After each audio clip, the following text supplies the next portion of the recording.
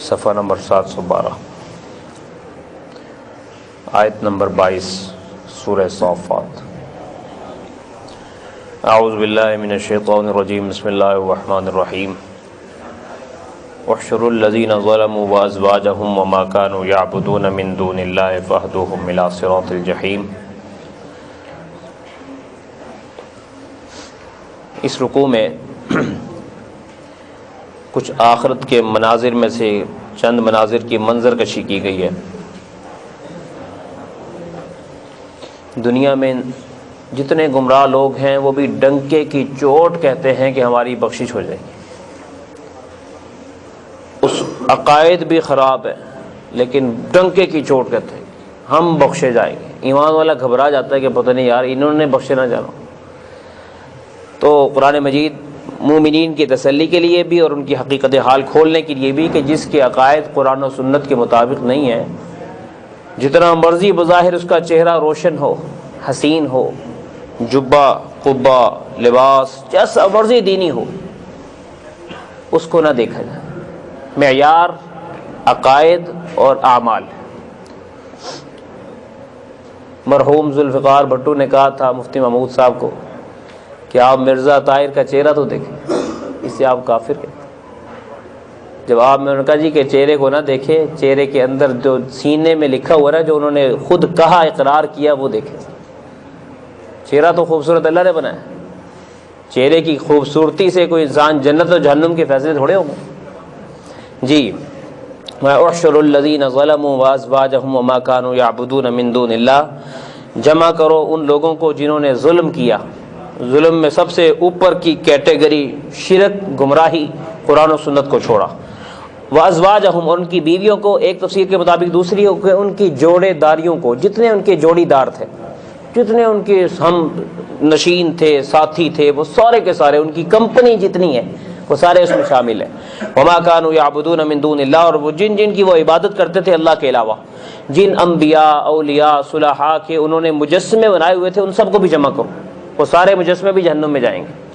فاہدوہم الی صراط الجحیم، انہیں جہنم کے راستے کی طرف ہانک کر لے جاؤ، انہیں وہ راستہ دکھاؤ۔ وقفوہم، اور انہیں کھڑا کرو، انہم مسئولون، ان سے سوال کیا جائے گا۔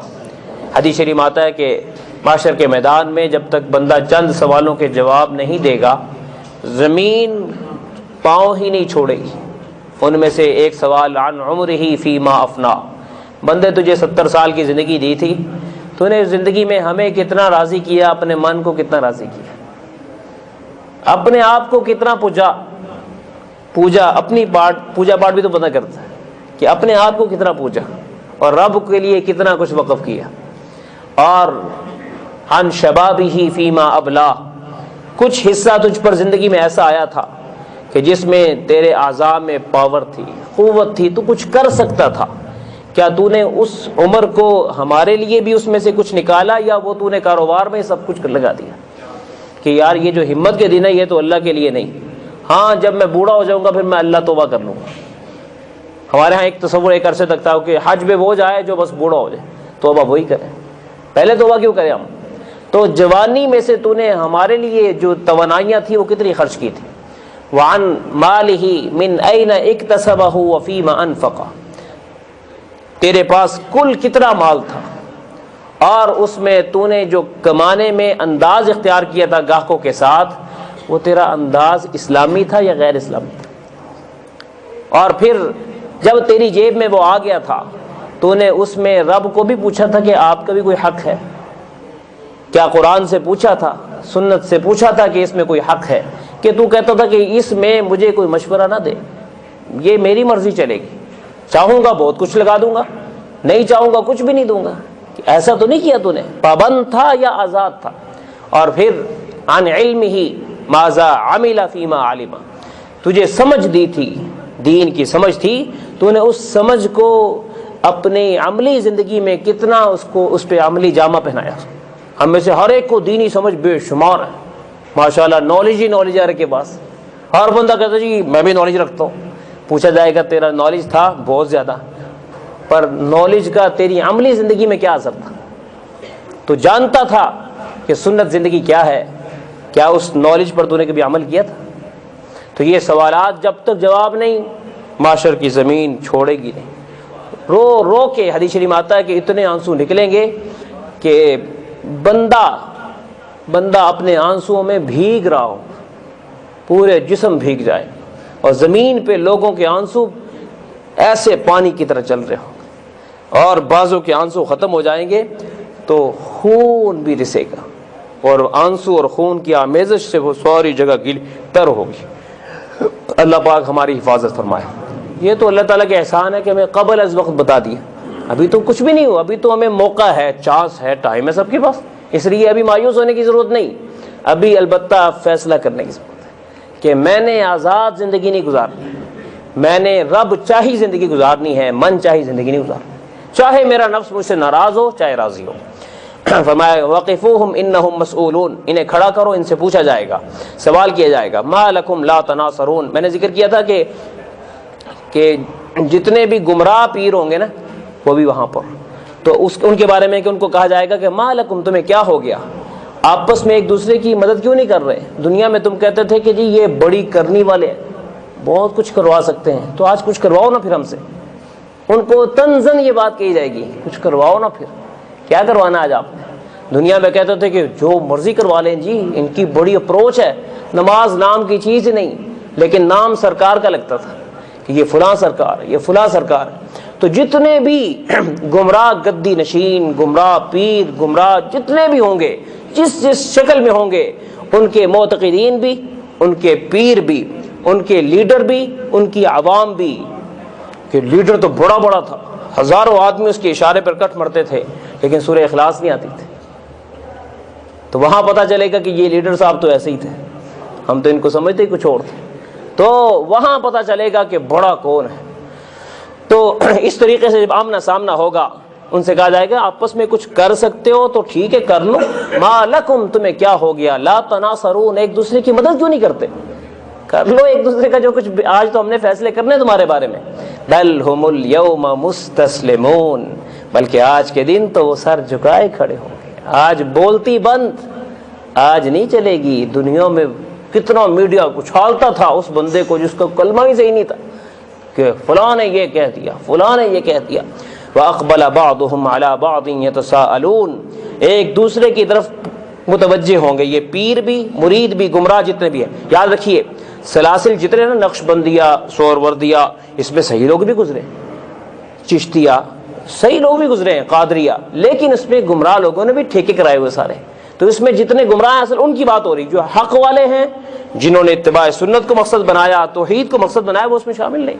جتنے گمراہ ہیں ان کے لیے آپس میں مرید اور پیر، تابع اور متبوع، لیڈر اور عوام، اقبل بعضهم، ایک دوسرے کی طرف متوجہ ہوں گے، علی بعض یتساءلون، پوچھ گچھ کریں گے، ایک دوسرے سے کہیں گے یار، مرید کہیں گے کہ حضرت کچھ کرو نا، ہم آپ کے لیے سب کچھ کرتے تھے، کچھ کریں نا آپ، تو کہیں گے ہم کیا کر سکتے ہیں؟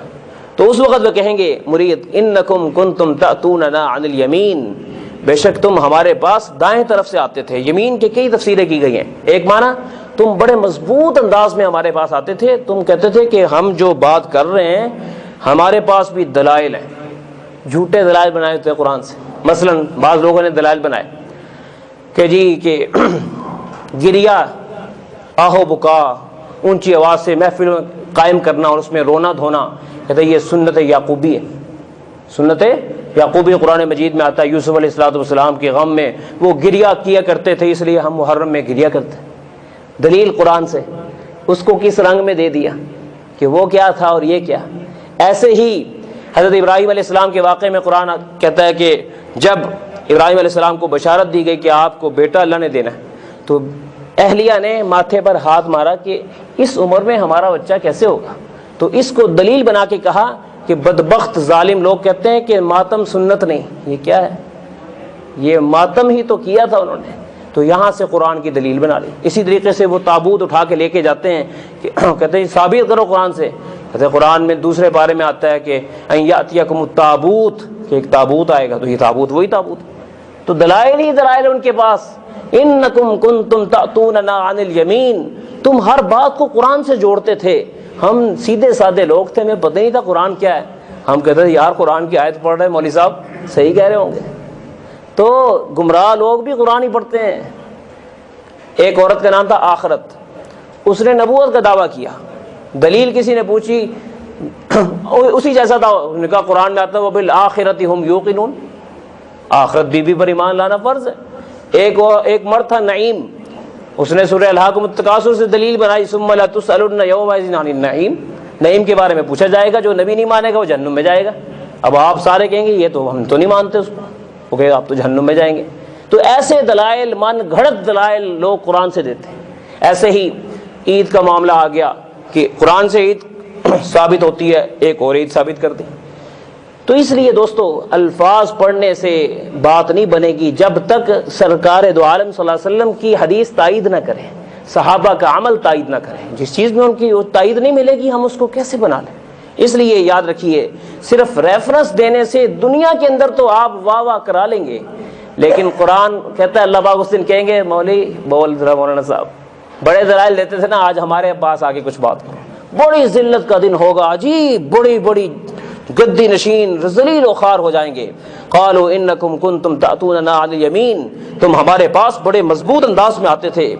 اور قالوا، وہ کہیں گے جواب میں جو بڑے تھے، بل لم تکونوا مؤمنین، بلکہ تم خود ایمان والے نہیں تھے، اصل میں تم گمراہ تھے نا، تو تمہیں ہم پسند آئے تھے.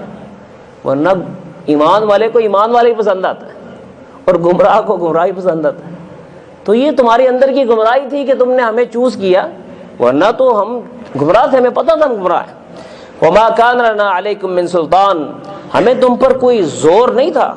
بل کنتم قوما طاغین، بلکہ تم سرکش لوگ تھے، تمہارے کاروبار ٹھیک نہیں تھے. تم چاہتے تھے کہ کچھ کرنا نہ پڑے، بخشش بھی ہو جائے، کوئی سالانہ ایک میلہ ہو جائے جس سے ہماری بخشش کا فیصلہ ہو جائے. ہم روز روز اللہ کو راضی نہیں کر سکتے. جناب فجر میں کون اٹھے، زور میں کون اٹھے، کاروبار میں عصر کے وقت میں تو لوگ گاہک آ رہے ہوتے، کون چھوڑے. ہم سے نہیں ہوتا تھا تو ہم نے سالانہ رکھ دیا تھا، ماہانہ رکھ دیا تھا کہ ایک ہی دفعہ آپ کو راضی کر دیں، اور دوسرے کہتے ٹھیک ہے جی ہمیں قبول ہے. تو فحق علینا قول ربنا انا لذائقون، پھر ہم سب پر ہمارے رب کا قول پورا ہو گیا، اب ہمیں عذاب چکھنا ہی پڑے گا. فاغویناکم انا کنا غاوین، پیر کہیں گے گمراہ پیر کہ ہم نے تمہیں گمراہ کیا اور آج ہم اعتراف کرتے ہیں ہم خود بھی گمراہ تھے. ٹھیک ہے ہمارا جبہ زبردست تھا، رنگ بڑا زبردست تھا، قبا عبا بڑی زبردست تھی، لیکن ہم گمراہ تھے، ہمیں دین کی حقیقت کا پتہ نہیں تھا. فإنہم یومئذ فی العذاب مشترکون، پھر یہ اس دن عذاب میں سب یکساں ہوں گے، چاہے کتنا بڑا مجاور کیوں نہ ہو، کتنا بڑا گمراہ پیر کیوں نہ ہو. سب وہاں نہیں چلے گا کہ اپروچ کتنی ہے، طاقت کتنی ہے. انا کذالک نفعل بالمجرمین، بے شک ہم مجرموں سے یہی سلوک کیا کرتے ہیں.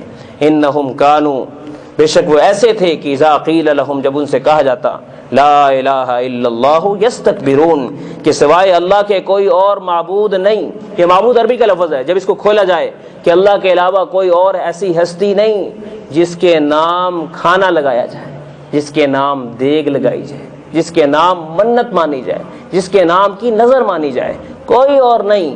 تو کہتے نہیں یہ تو گستاخی والی بات ہے. یستکبرون، تکبر کیا کرتے تھے اور اس عمل کو گھٹیا سمجھا کرتے تھے کہ اللہ پاک تک ڈائریکٹ رسائی کس کی ہو سکتی ہے، ہماری ان کے آگے، ان کی اس کے آگے. قرآن مجید نے ایک اور مقام پہ فرمایا کہ بندو کہ تم ہمارے اور اپنے درمیان فاصلے ثابت کرتے ہو. فاصلہ جہاں ہو وہاں پر واسطے کی ضرورت پڑتی ہے، فاصلہ تو ثابت کرو نا. نحن اقرب الیہ من حبل الورید، میں بندے تمہاری رگے جان تم سے دور ہے، ہم تو اس سے بھی قریب ہیں. تو فاصلہ کہاں سے، واسطہ کہاں سے لاتے ہو؟ ہم قریب ہیں. اور پھر ادعونی، میرے گناہگار بندو تمہیں بھی کہہ رہا ہوں، نافرمانو تمہیں بھی کہہ رہا ہوں، کافرو تمہیں بھی کہہ رہا ہوں، مشرکو تمہیں بھی کہہ رہا ہوں، کوئی ایک میرا نام زبان پہ لائے تو صحیح. استجب لکم، میں خود تمہاری پکار کو سنوں. اور ادھر کہتے نہیں اللہ نہیں سن سکتا کیونکہ ہم ایسے اس قابل ہی نہیں. بھائی اللہ تعالیٰ نے اپنا نام غفور رکھا کیوں، عفو رکھا کیوں، رؤوف رکھا کیوں، حنان رکھا کیوں، رحمان رکھا کیوں؟ کہ مجرم سے مجرم بھی اس کے دربار میں آ سکتا ہے. دنیا کے بادشاہ اتنا حوصلہ نہیں رکھتے، اللہ کی بادشاہت ایسی، دنیا کے اللہ کے بادشاہت میں فرق ہے. دنیا کی بادشاہت میں جو بادشاہ سے مانگنے جائے وہ اس سے پریشان ہوتا ہے، لیکن دے دیتا ہے کہ اب آ گیا ہے۔ اور رب تعالیٰ کی بادشاہت ایسی کہ جو رب سے نہ مانگے اس سے ناراض ہوتا ہے کہ میرے تو خزانے ختم نہیں ہوتے، آؤ مجھ سے لیتے کیوں نہیں ہو۔ لیکن مانگنے والے کو مانگنے کا سلیقہ بھی نہیں آتا، طریقہ بھی نہیں آتا۔